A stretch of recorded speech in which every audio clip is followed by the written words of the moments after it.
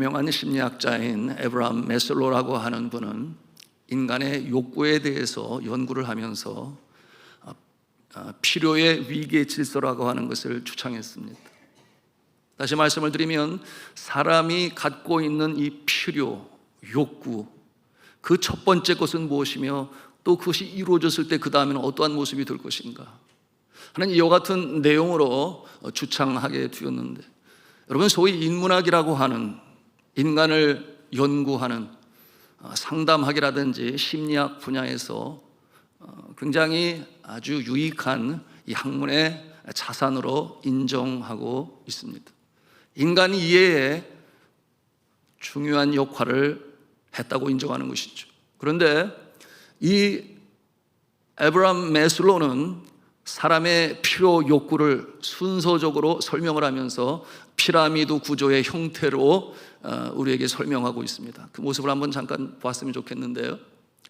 이처럼 피라미드의 구조로 가장 아래 생리의 욕구로부터 시작해서 점차적으로 그 욕구를 충족시키고자 하는 사람의 모습을 나타내 보여주고 있어요. 내리셔도 될 것 같고요.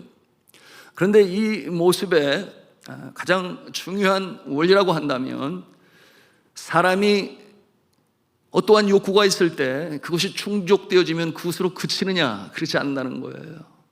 그 다음 단계의 욕구가 또 생기게 되고, 또 그 다음 단계의 욕구가 어느 정도 충족이 되면 그것으로 그치느냐, 그렇지 않다는 거예요. 그 다음 단계의 욕구가 또 다시 생긴다고 하는 것입니다. 이와 같은 모습을 보면서 우리는 왜 그처럼 인간의 욕망은 끝이 없이 지속되고 계속될까라고 하는 것을 이해할 수가 있습니다. 그 연구에서 인간이 가장 기초적인 필요는 없어서는 아니 될 필수적인 욕구인데, 이와 같은 욕구를 가리켜 physiological needs라고 표현했어요. 뭐냐면 생리적인 욕구다. 허기를 채우는 일, 아프지 않는 것, 피곤할 때 휴식을 갖는 것, 또한 성에 대한 욕구. 모든 생명체는 이 필요를 무엇보다도 우선적으로 채우고자 한다는 것입니다. 여러분, 맞지 않습니까? 정말 그래요. 그런가 하면 두 번째로는 safety needs라고 그랬는데요. 그것은 뭐냐면 안전에 대한 또는 안정에 대한 욕구라고 할 수 있겠습니다. 생명과 정서를 위협하는 외적인 환경으로부터 안전하기를 바라는 것입니다. 그러므로 자신과 가족의 육신의 안전을 위하여 집을 짓든지 집을 장만하든지 하겠죠. 또한 이와 같은 일로 물질이 필요하니 직업을 갖습니다. 그런데 신앙과 연관하여 우리가 생각해 보고자 하는 것은 일반적으로 종교를 갖는 단계가 어느 단계인가? 바로 이 단계로 주장하고 있습니다. 이 몸과 마음의 안전과 안정을 위해서 그 욕구를 충족시키기 위해서 신앙을 갖는다고 하는 것이죠. 종교 생활을 시작한다고 하는 것이죠. 그런데 이러한 신앙의 필요는 이 피라미드의 가장 마지막 단계라고 볼 수 있는 6번째 단계, 자기 초월의 단계에서의 신앙과는 차이가 있습니다. 자기 초월의 단계는 자기 자신을 넘어서서, 즉 자신의 울타리를 넘어서서 타인에 대한 관심을 갖습니다. 인생의 유한함을 알아요. 잠시 있다 떠날 세상임을 알아요. 그런데 내가 이 땅에 존재하고 있는 이 사실에 대해서 보다 더 넓은 마음을 갖게 되는 것이니 서로 헌신한다 할지라도, 나로 인하여 세상이 좀 더 좋아질 수 있다면, 나로 인하여 누군가가 다시금 그 좌절에서 일어설 수 있다면, 그와 같은 욕구를 가지고 이타적인 삶을 사는 모습이 바로 마지막 단계의 모습인데요. 여러분, 이와 같은 모습이 바로 예수 그리스도께서 강조하신 참 신앙이요 믿음이라 할 수 있겠습니다. 그러나 두 번째 단계에서 자신의 이 위안을 위하여 신앙을 갖는 것은 여전히 아래 단계에 머물고 있는 모습이라 할 수 있겠습니다. 그런가 하면 세 번째는 애정과 소속의 욕구입니다. 예를 들어서 가족, 친구, 친척 또는 부부로서의 이 연연을 맺어 교제를 하고 또한 그런 가운데 그 원하는 그 집단에 귀속되고 싶어하는 그와 같은 욕구예요. 그래서 여러분 아시는 대로 와이즈맨 클럽이라든지 또는 YWCA 회원이라든지 이와 같은 소속이 되어서 마음의 안정감과 기쁨을 갖는 것입니다. 그런가 하면 네 번째 단계는 자기 존중의 욕구라고 그랬습니다. 남에게 존중받고 싶어해요. 내가 내 자신을 존중해요. 이와 같은 모습을 자존감 또는 자존심 또는 자긍심이라고 표현할 수 있겠습니다. 다섯 번째 욕구는 self-actualization needs라고 그러는데 이게 무슨 뜻인가 하면 자아실현의 욕구라고 합니다. 자기를 계속 발전시키고 싶어하는 욕구예요. 나에게 재능이 있는데 나의 재능의 한계는 어디인가? 도전합니다. 노력합니다. 애씁니다. 그러는 가운데 성취감을 느끼고 기쁨을 가져요. 자아실현의 단계. 그러므로 알고 이해하려는 이 인지욕구나 심미적인 욕구가 바로 이 자아실현의 욕구라고 할 수 있겠습니다. 그리고 마지막 단계의 욕구, 앞에서도 언급을 했습니다만 이 자기 초월의 욕구라고 그랬습니다. 헌신이 있더라도 자기가 좀 손해보는 것 같더라도 자신의 울타리를 넘어서 누군가의 필요를 위해 내가 쓰임받는 것으로 기쁨을 갖는 거예요. 또한 나의 이 헌신과 애씀을 통하여 세상이 좀 더 좋은 모습이 될 수 있다면 그와 같은 욕구를 가지고 자신의 재능과 시간과 물질과 그와 같은 것으로 나누는 모습이 되는 것이니 우리가 쉽게 생각하면 정치인의 모습으로는 에브라함 링컨 대통령과 같은, 그런가 하면 의사의 모습이라면 알버트 슈바이처 박사와 같은 모습, 그런가 하면 죽어가는 자들에게도 행복감을 주기 위하여 애쓰고 수고한 마더 데레사의 모습이 바로 이와 같은 단계의 자기 초월의 욕구를 가지고 살아갔던 모습이라 할 수 있겠습니다. 자, 그렇다면 여러분은 현재 어떠한 욕구를 가지고 오늘을 살아가고 계십니까? 아이고, 문제는 먹고 사는 거지. 가장 큰 일이 먹고 사는 거 아니겠어? 그 단계에 오늘도 열심히 땀을 흘리는 자가 있는가 하면, 또한 어떠한 자는 자기 실현의 욕구에 휠이 완전히 꽂혀 있는 모습이라서 나는 더 성장해야 돼. 만학도의 모습이 바로 그런 모습 아니겠습니까? 깨우쳐야 돼. 그러므로 자신의 욕구를 이뤄가는 모습이 있는가 하면 마지막 모습이죠. 자기 초월의 욕구를 가지고. 여러분, 이와 같은 모습은 바로 예수 그리스도께서 참 믿음으로 우리에게 가르쳐 주신 것이니, 여러분, 그와 같은 모습은 자신의 울타리를 넘어서는 것입니다.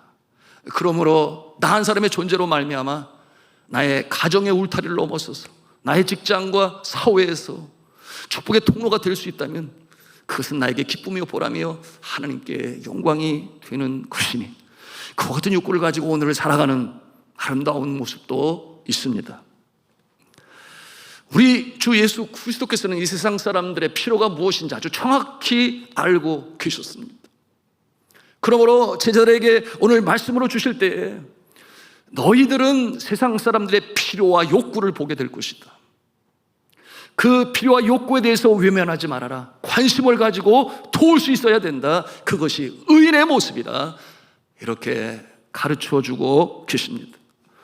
자, 제자들이 가르쳐주시는 그 욕구, 가장 첫 번째, 사람들의 기본적인 그러나 생명과도 같은 그 필요가 무엇인가를 알게 하셨어요. 가장 우선적으로 관심을 갖고 도와야 할 분야, 그 필요, 그 욕구가 무엇이겠습니까? 그것은 바로 앞서 설명드린 에브라함 메슬로의 제 첫 번째 생리적인 욕구, 육체의 필요를 채우는 그 욕구가 첫 번째 것이라고 말씀을 하고 있습니다. 그 같은 모습은 아픈 자들을 외면하지 말고 먹을 것, 마실 것, 입을 것, 거처가 없는 자를 영접하고, 바로 이와 같은 내용인데요. 오늘 본문 말씀 마태복음 25장 35절 36절 말씀 되겠습니다. 우리 같이 읽도록 하겠습니다. 시작. 내가 저릴 때에 너희가 먹을 것을 주었고, 목마를 때에 마시게 하였고, 나그네 되었을 때 영접하였고, 헐벗었을 때 옷을 입혔고, 병들었을 때 돌보았고, 옥에 갇혔을 때 와서 보았느니라. 아멘. 먹을 것, 마실 것, 입을 것, 병들었을 때 돌보는 것, 모두가 다 생존에 관한 욕구를 채워주는 것입니다. 그리고 이 언급하신 옥에 갇힌 자를 찾아가서 위로하고 격려하라 하는 것은 함께 웃고 함께 울라. 여러분, 이와 같은 모습은 성경을 통해 우리에게 가르쳐 주시는 것이니 정서적인 체율과 공감대를 형성할 수 있어야 한다. 아브라함 메슬로에 의하면 세 번째 단계인 애정과 소속의 욕구를 채워주라고 하는 것입니다. 여러분, 이와 같은 모습을 저는 목회 현장에서 종종 경험합니다. 어떠한 문제가 터졌어요. 쉽잖아요, 어려워요. 그런데 그 문제를 해결할 수 있는 그 능력이 있어요. 가족이 도와요. 그럼에도 불구하고 담임 목사님이 전화를 안 하면, 또는 찾아오지 아니하면 마음에 섭섭함이 들어서 어떻게 그럴 수가 있느냐, 이제 이런 상황이 오게 되는데요. 여러분, 힘들고 상하고 지친 자에게 전화를 통해 한마디 따뜻한 말이라도, 시간이 된다면 나의 발걸음을 움직여 찾아가서 얼굴을 보고 손을 잡고 기도하는 이 모습은 바로 예수 그리스도께서 말씀하신 것처럼 어려운 가운데 관심을 가지고 보아라, 도와라, 격려하라, 위로하라, 함께 울고 함께 웃으라, 바로 그와 같은 내용으로 주시는 것입니다. 그런데 우리를 놀라게 하는 것이 있어요. 그 뭐냐 하면, 사실 이것이 너무나 중요한 오늘의 예수 그리스도의 가르침이 되는 것인데요, 너희가 여기 형제 중에 지극히 작은 자 한 사람에게 하는 것이 곧 나에게 하는 것이라, 그렇게 말씀하신 거예요. 지극히 작은 자는 누구겠습니까? 내 스스로 일어설 수가 없어요. 누군가의 도움이 아니고서는 그 상태에서 좋아질 수가 없어요. 한글 개혁에서는 이와 같은 자를 소자라고 표현을 했는데요, 지극히 작은 자, 바로 그와 같은 자에게 내가 도움이 되고 격려를 하고 위로하고 돌보는 그 모습은 작은 자에게 하는 것이지만 곧 나에게 하는 것이라. 너무나 중요한 성경적인 원리입니다. 내가 사람에게 하는 것 같으나 그것이 곧 하늘에 계신 아버지께 하는 것이라. 여러분, 믿으시면 아멘 하십시다. 우리가 눈에 보이지 않는 하나님을 사랑한다 하면서 정작 내 곁에 있는 이웃, 어려움 속에 있는 자를 돌보지 않는 것은, 그것은 이율 배반적인 것이니 그들도 하나님의 피조물이요, 하나님께서 사랑하시는 자임을 깨달아 내가 사람에게 하는 것이 곧 하늘에 계신 아버지께 하는 것이구나, 이와 같은 믿음을 가지고 믿는 자의 모습으로 살아가야 하는 것입니다. 또 한 가지 더 놀라게 하는 내용이 있는데요, 그 모습으로 너희가 구원받은 자인지 또는 구원받지 아니한 자인지 그것을 판단할 수 있는 기준이 된다, 이와 같은 내용을 아주 엄중하게 주님께서는 말씀하시는 것입니다. 이게 무슨 말씀이겠어요? 45절, 46절 말씀을 또 같이 보기를 원합니다. 같이 읽겠습니다. 시작. 이에 임금이 내가 진실로 너희에게 이르노니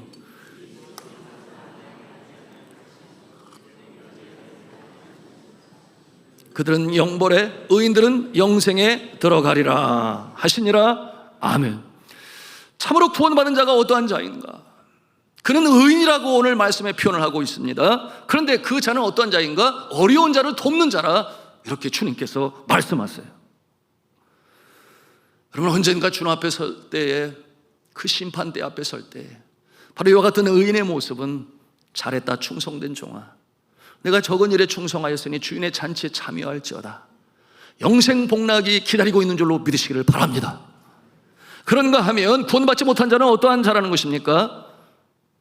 타인의 어려움에 관심이 없어요. 타인의 어려움에 관심이 없습니다. 그저 자기만 편하면 된다는 생각으로 그렇게 하루하루 삶을 살아가는 것입니다. 그런 사람은 구원받지 못했으니 그렇게 선을 행할 마음이 없는 것이에요. 여러분, 구원을 받게 되면 우리의 심령 가운데 성령이 내주하십니다. 그러므로 성령의 인도하심을 받아요. 세월이 갈수록 그 모습은 점차 예수님의 성품으로 닮아가는 것이 너무나 지극한 정상적인 모습이에요. 왜냐하면 성령님께서 구원받은 자의 심령 가운데 역동적으로 역사하기 때문이죠. 그러므로 성령의 열매를 맺게 되는 것이 곧 우리의 성품의 모습인데, 그 첫 번째 열매가 무엇이라고 그랬어요? 사랑이라고 그랬어요. 그런가 하면 이어지는 열매 가운데 자비가 있습니다. 그러면 또다시 강조되는 내용이 무엇이는가? 양선이라고 그랬어요. 여러분, 그런데 그와 같은 마음이 없어요. 그저 내가 잘 되고 내 가족이 편안하면 되는 거지, 그것이 나의 신앙생활의 목적이다라고 생각을 한다면, 여러분, 우리는 다시 한번 생각해 볼 수 있어야 합니다. 나는 정말 오늘 예수께서 말씀하신 의인의 자리에 서 있는가, 아니면 그렇지 아니한 자의 자리에 서 있는가? 여러분, 예수 믿는 자는 그 심령 가운데 성령이 역사하니 어려운 자를 볼 때 아버지의 마음이 드러나는 것이에요. 그러므로 가만히 있을 수가 없었어. 그러므로 구제를 합니다. 찾아갑니다. 격려하고 위로합니다. 그것이 바로 믿음의 사람의 모습이요, 구원받은 자의 모습이 된다, 이렇게 예수께서 말씀하시는 것입니다. 또한 그러지 못한 자, 자비가 없어요, 양선이 없어요, 사랑이 없어요, 자신의 울타리를 넘어서지를 못해요, 이와 같은 자는 구원받은 자라 말할 수 있겠느냐, 그 말이에요. 그러므로 예수 그리스도께서는 오늘의 이 주제의 마지막 절에 뭐라고 그랬습니까? 지옥에서 영벌 가운데 처하게 될 것이다. 어둠에 쫓김을 당하고 슬피 울며 이를 감히 있을 것이다. 이와 같은 아주 엄중하고 단호한 말씀으로 주께서 말씀하십니다. 제가 선교지에서 사역을 감당할 때 있었던 일이에요. 미전도 종족을 향해서 나가게 되니 아주 시골로 이사를 가고, 거기에서 이제 거처를 정하게 되었습니다. 그리고서는 그 마을에 있는 사람들에게 다가가서 이제 복음을 전하고 전도를 하게 되는데, 하는 인상이 아주 좋으신, 인품이 좋아 보이시는 그 연로하신 할머니를 뵙게 되었죠. 그래서 복음을 전하니까 그 할머니의 답이 저에게 참 당황함을 주었어요. 당황스럽게 했어요. 그러냐면 그가 하는 말이, 나는 지금까지 캐톨릭 교회의 은혜를 입어왔습니다. 그리고 그 은혜는 나의 조상들로부터 계속해서 들어왔습니다. 그래서 그 은혜를 안고 살아가는데, 만일 내가 개신교로 개종을 하게 되면 그것은 은혜를 저버리는 것입니다. 이렇게 말씀하시는 거예요. 그러니 그 말을 듣는 순간 제가 당황스러웠고, 뭐라고 말씀을 드렸는가 하면, 제가 개신교로 들어오라 그런 말 하는 것이 아니고, 성경에 보여주고 있는 구원이 무엇인지, 예수님은 누구신지, 그리고 인생이 무엇인지 성경이 말씀하고 있는 바를 함께 알아가기를 바라여 이렇게 할머님을 만나고 말씀을 드리는 것입니다. 이렇게 말씀을 드렸는데, 이 세월의 연륜을 느낄 수 있는 이 고상한 할머니는 그것이 나에게 무슨 의미가 있겠느냐라는 식으로 마음을 열지 아니하셨어요. 제가 이와 같은 상황을 한 번이 아니고 두 번이 아니고 여러 번 전도할 때마다 상황에 이르게 되었는데요. 그리고 제 마음에 생각이 든 거예요.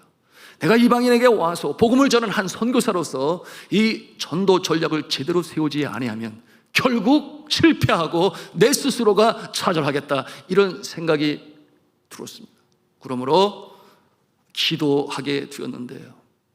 여러분, 그처럼 필리핀에 스페인이라고 하는 제국이 400년이 넘게 그곳을 다스리면서, 여러분, 이 스페인이라는 나라가 여러분 아시는 대로 스페인의 무적 함대는 영국의 넬슨 제독에 의하여 결국 전쟁에서 패하게 됩니다. 그리고 이 국가가 힘을 잃고 쇠락하게 되니 필리핀에서도 철수하게 돼요. 여러분, 이 스페인 제국은 필리핀에 정치적으로나 경제적으로 그렇게 유익함을 남기지를 못했어요. 그럼에도 불구하고 여러분, 스페인이 떠나고 났을 때, 그로부터 많은 세월이 흘렀음에도 불구하고 그 땅에 필리핀 사람들은 이 스페인 제국과 함께 들어온 이 캐톨릭의 사제들과 또한 신부들과 수녀들을 통하여 얼마나 많은 감동을 받고 또한 그 가운데 깨우침을 갖게 되었는지, 여러분, 이 캐톨릭의 역사 가운데 지금도 필리핀인들 가운데는 70%의 사람들이 그 캐톨릭 신앙을 유지하고 있는 것입니다. 제가 그것을 역사적인 문헌을 연구하면서 보게 되었던 것입니다. 그 중에 초기 수도자 중에 한 사람인 세인트 존이라고 하는 분이 계십니다. 그분의 섬김, 그분의 헌신, 종의 마음을 큰 울림으로 울렸는데요, 그분의 생애를 읽어가다 감동이 되어서 제가 눈물을 흘렸습니다. 그리고 제가 감동이 되어 외쳤어요. 이와 같은 모습을 보고 그가 전도하는 말씀을 듣지 아니하고 받지 아니할 자가 누가 있겠는가? 이처럼 헌신하고 사랑으로 실천하고 예수님의 인격으로 전하는, 그 가운데 전하는 말씀을 마음을 열어 듣지 않을 자가 도대체 누가 있겠는가 할 정도로 그 감동이 제 마음에 밀물처럼 차고 올라왔어요. 당시 캐톨릭이 왕성한 이 스페인의 그 제국의 한 성직자로 있었으면 얼마든지 안정되게 그의 사역을 이루어 나갈 수 있었을 것입니다. 그러나 사랑하는 조국과 가족을 떠나서, 여러분, 그 당시에 이 식민지 국인 이 필리핀은 열대의 군도요, 말라리아와 굶주림과 결핵과 이 나병으로 인하여 신음하고 있는 그곳에 차원하여 온 것 아니겠습니까? 이 미개한 식민지 국가에 들어와서 몰려드는 수많은 그렇게 결핵 환자들이 많이 있었습니다.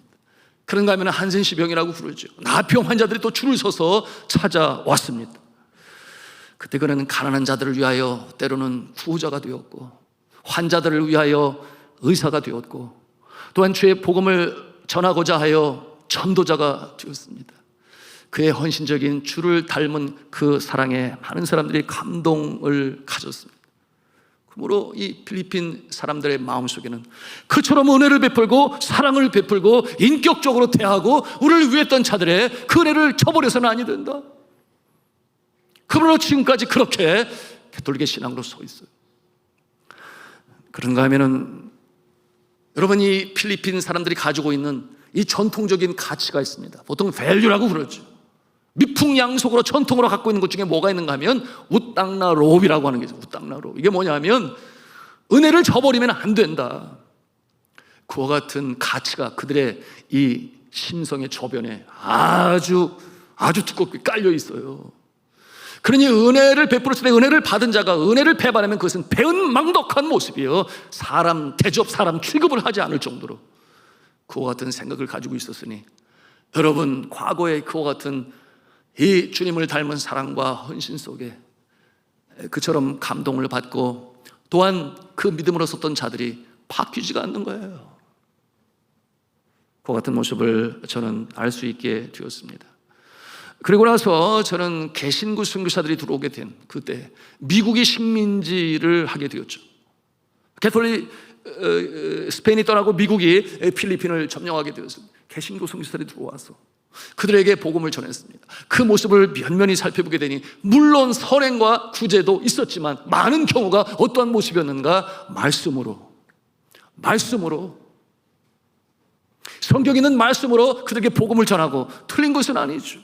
그들의 영혼이 구원받는 일은 무엇보다도 중요한 일인데, 그런데 중요한 것은 무엇입니까? 그래서 컨택트 포인트라고 그래요. 접촉점을 마련해야 되는데, 그들의 마음이 열려야 되는데, 마음이 닫혀 있으면 어떻게 복음이 말씀으로 증거가 되겠느냐 그 말이에요. 그래서 그러한 모습에 과거의 그 모습과 비교하여 여전히 연약한 모습을 저는 볼 수가 있었는데, 물론 시대적인 배경이 있고 그렇지 않겠습니까? 경제적인 상황도 많이 다르죠. 여러분, 선교사가 복음을 전하는데 잘 살고 있는 사람에게 빵을 주고 쌀을 나눠주는 것이 무슨 큰 의미가 있겠느냐 그 말이에요. 이 험난한 세상, 광야와 같은 하루에도 몇 번이고 주저앉고 싶은 이 무한 경쟁의 천징터 같은 세상에서 주님 앞에 나오기를 원하는 자들은 상처가 취함을 받고 위로받기를 원하고 다시금 소망 중에 일어나기를 원하니 그와 같은 말씀으로 격려와 위로를 받기를 원하겠죠.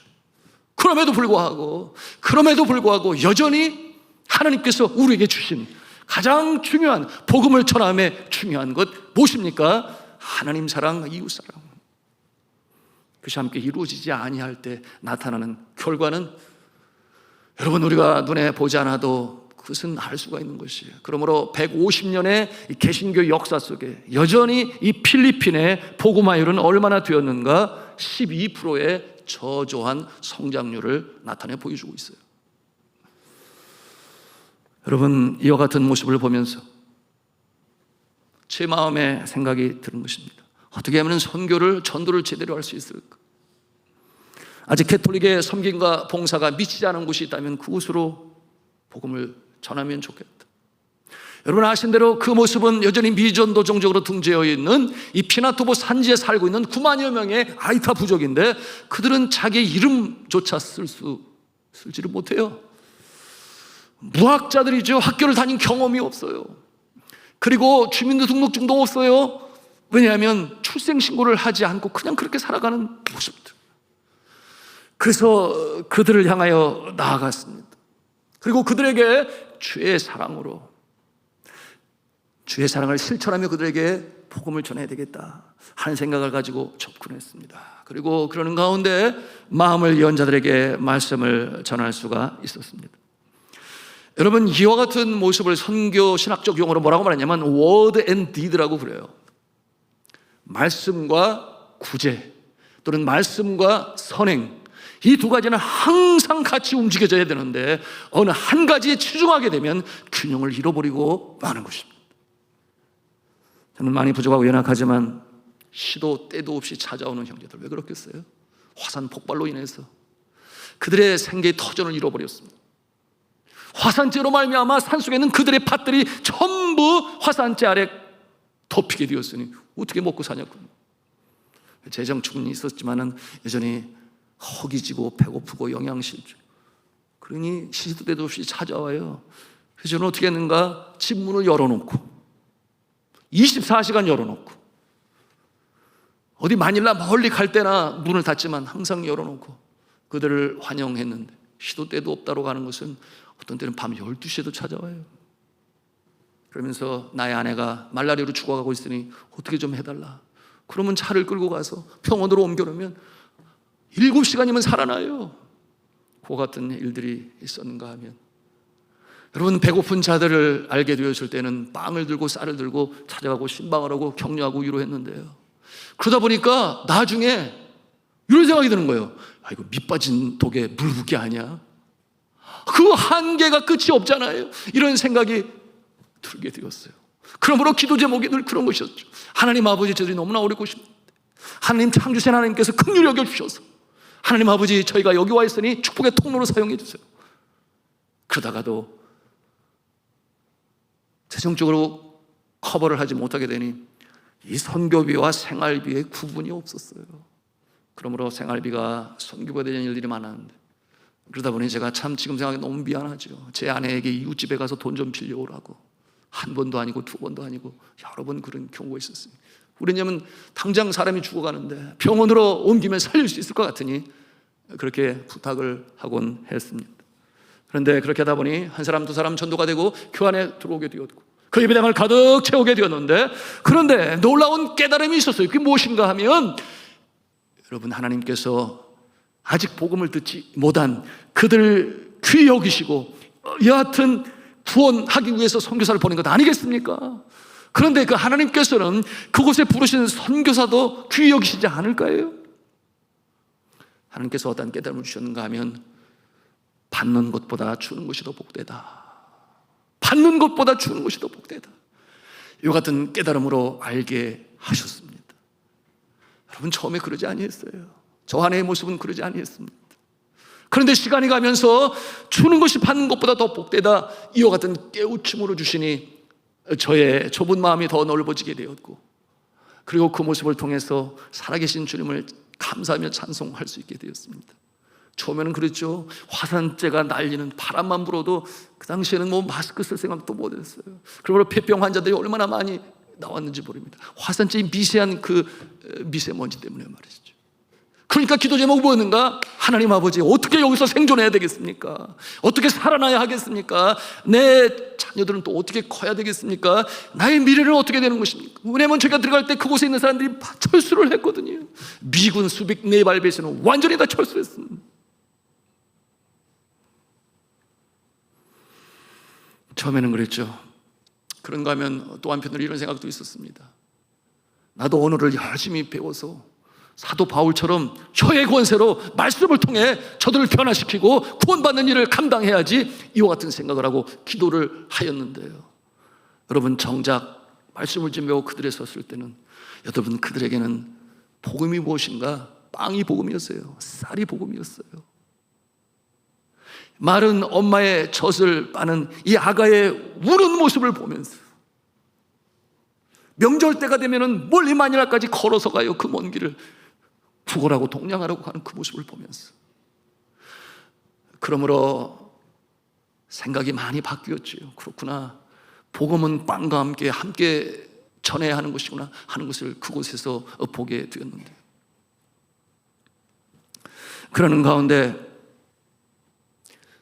많은 사람들이 주님 앞에 돌아오게 되었고, 그것이 기쁨과 감사가 되었어요. 그런데 한편으로 제 마음에 염려가 있는 것이 무엇이었는가 하면, 만일에 가톨릭 교회가 이처럼 산지 부족인 이 아이타 부족에게 들어오고, 여러분 이 가톨릭의 힘이라고 하는 것은 그 정부의 힘이에요.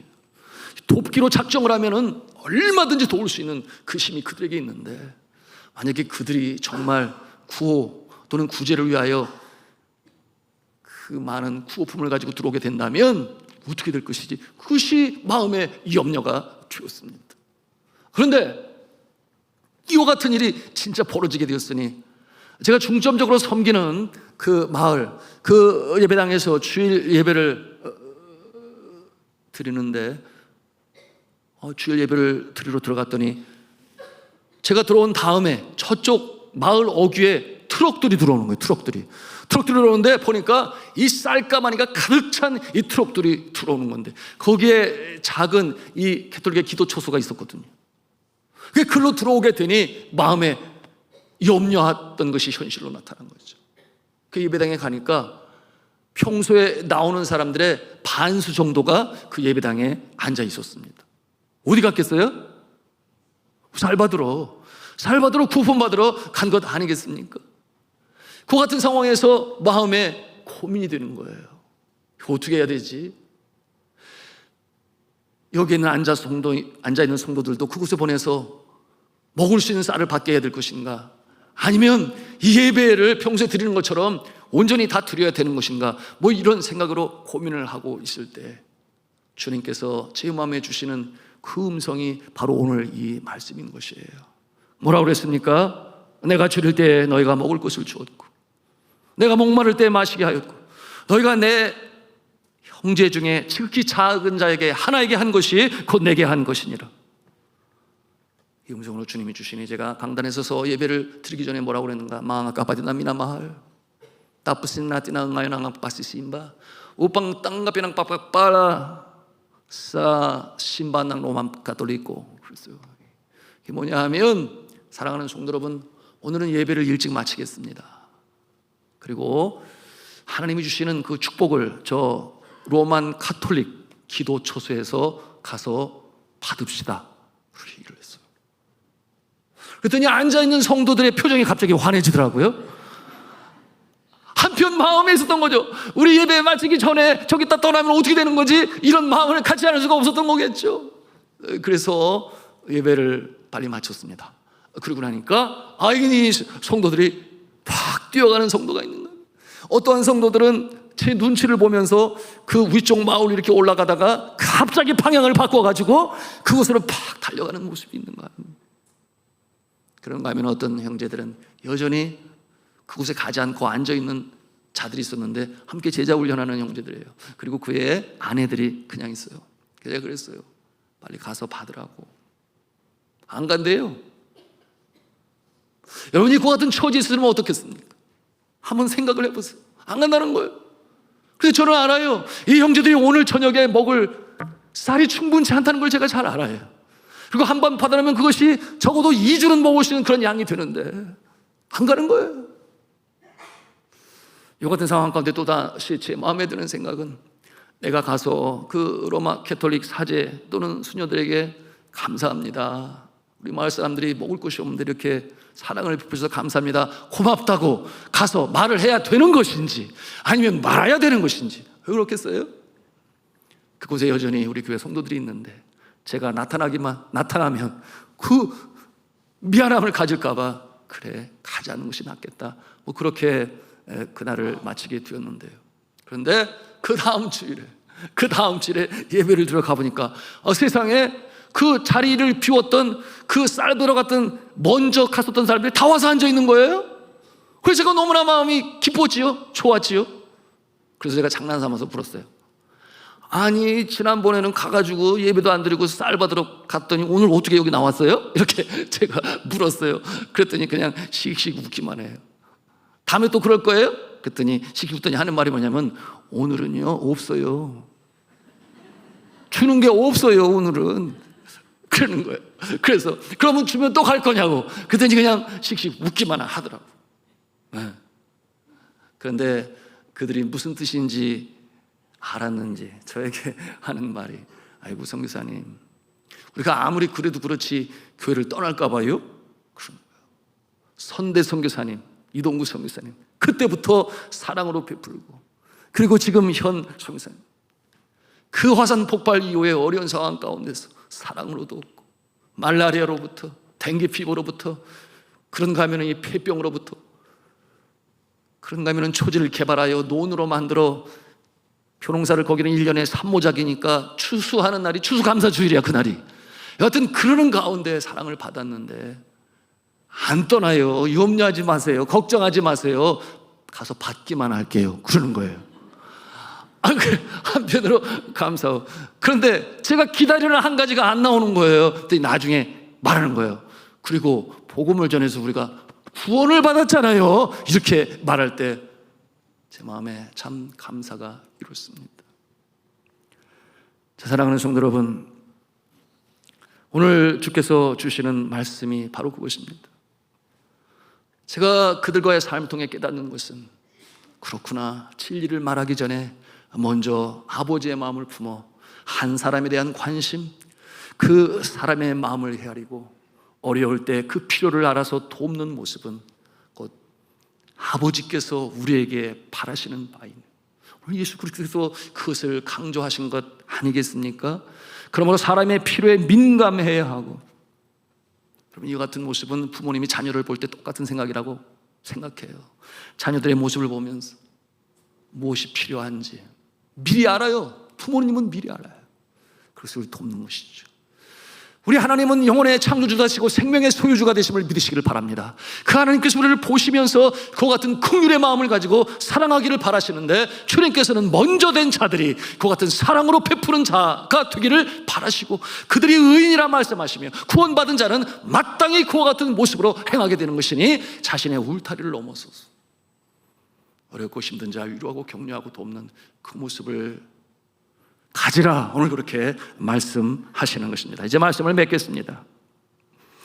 이 사람에 대한 관심은 바로 하나님께서 우리를 향하신 관심이 되는 것이에요. 그러므로 아버지의 마음을 품는다고 하는 것은 바로 우리 주변에 어려운 자들을 하나님 아버지의 마음으로 돕고 또한 섬기는 것입니다. 앞에서 말씀을 드렸습니다. Word and Deed라고 그랬어요. 말씀과 구제, 이 구제에 대해서 세상 사람들은 구호활동이라고 그래요. 구호활동. 그러나 우리 믿음의 사람들은 구제사역이라고 합니다. 이 균형을 잘 이루어서 우리가 전하는 말씀이 사랑으로 전달이 되어서, 여러분 집에서 키우는 강아지도 알아요. 이 주인이 나를 사랑하는지 안 사랑하는지. 우리가 생명의 말씀으로 진리로 전할 때에 사람들은 알아요. 지금 이 사람이 단순히 교회의 부흥과 성장을 위해서 전도하려 하는 것인지, 아니면 정말 나를 긍휼히 여겨 내가 누구인지를 알지 못하고 어디에서 와서 어디로 가는지를 알지 못하는 나의 존재를 사랑함으로 긍휼히 여겨 어찌하든지 구원받게 하려고 하는구나 압니다. 그들이 알아요. 그럼 우리 아버지의 마음을 품고 다가가시고 복음으로 전하실 때 행함으로 실천하시는 주의 그리스도의 사랑으로 그들에게 나아가시는 저와 여러분이요, 한국교회요, 우리 산돌중앙교회가 되며 또한 선교제 나가 있는 우리 선교사님들 다 되시기를 저는 주 예수 그리스도의 이름으로 축원합니다.